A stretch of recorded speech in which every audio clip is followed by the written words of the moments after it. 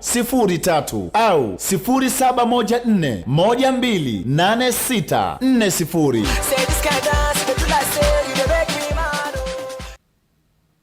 Kakijanja, Kakinyamwezi. Hii hapa ni time ya kodi za mastori. Hapa tutapata stori mbalimbali kutoka kwa wasanii ulimwenguni kote. Kodi za mastori. Kakijanja, Kakinyamwezi. Hii hapa ni time ya kodi za mastori. Hapa tutapata stori mbalimbali kutoka kwa wasanii ulimwenguni kote. Kodi za mastori. Oh na na na na. Oh yeah yeah yeah yeah. Oh na na. Say just baby. Utamu wako baby wa hembe. The Vibes Show.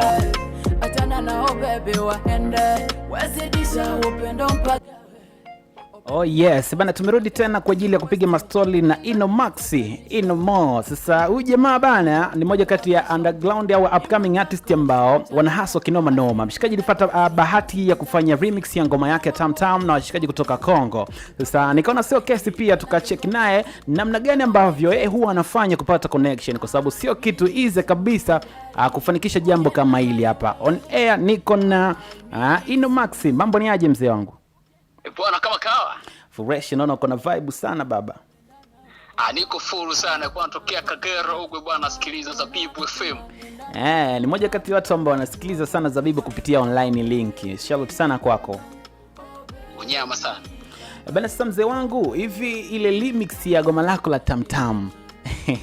Kuna wale washikaji ambao wanatoka Kongo, mmoja anatoka Zambia Yap. Sasa wale washikaji uliwapata vipi kwanza?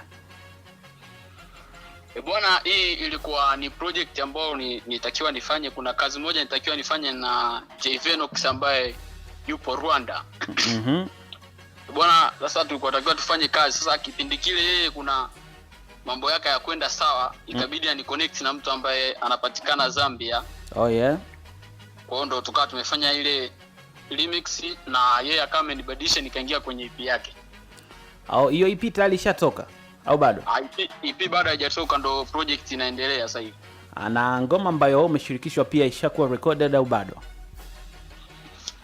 Ni nahisi nikija Dom nitakuwa naifanya kwa sababu ashanitumia vocal. Oh yeah. Kwa hiyo main source ya wewe kupata connection hiyo ni nani, au ni wapi ambapo nyie mlilink up na washikaji?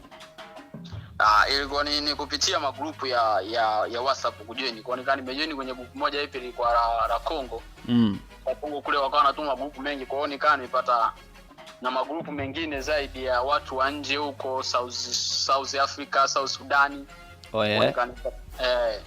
Bana, kutafuta connection ni moja changamoto kubwa sana kwa upcoming artist wengi wa Bongo. Baada tuna zile mambo kwamba wewe mwanangu chukua hiyo namba ya mshikaji fulani hivi anatoka Kenya, wewe chukua hiyo namba ya mshikaji fulani hivi ni DJ. Sasa mbinu gani ambazo wewe huwa unazitumia kupata connection ya wadau wakubwa muziki ambao maybe wamekuwa wamekuzidi kwenye level ambayo wao wamefika? Kwenye mbinu ambayo wanatumia mara nyingi, nikipata namba huwa na save. Cha kwanza lazima usave namba za wale watu. Akiachia ngoma lazima upite, ukomenti, ushare ili uweze kutengeneza ukaribu na yeye, ili siku nyingine ukitaka kufanya kazi na yeye inakuwa kidogo kuna urahisi fulani hivi. Anakuwa anaona kitu ambacho unakuwa unakifanya kwake. Kwa hiyo kidogo hata zikiwa zinatumika gharama itakuwa kidogo ni nafuu sana. Katika ngoma zako zote ambazo tayari ushazi-release, ngoma gani ambalo limepata airtime kubwa sana lakini pia mapokezi yake yamekuwa sio kinyonge, yani ni makubwa kuliko ngoma zingine zote ambazo tayari ushaziachia? Ngoma ambayo kidogo imeenda sana viral na watu wameipenda na wanabang nayo kwa sana. Ilikuwa ni Tam Tam na ikabidi tuachie remix. Oh yeah.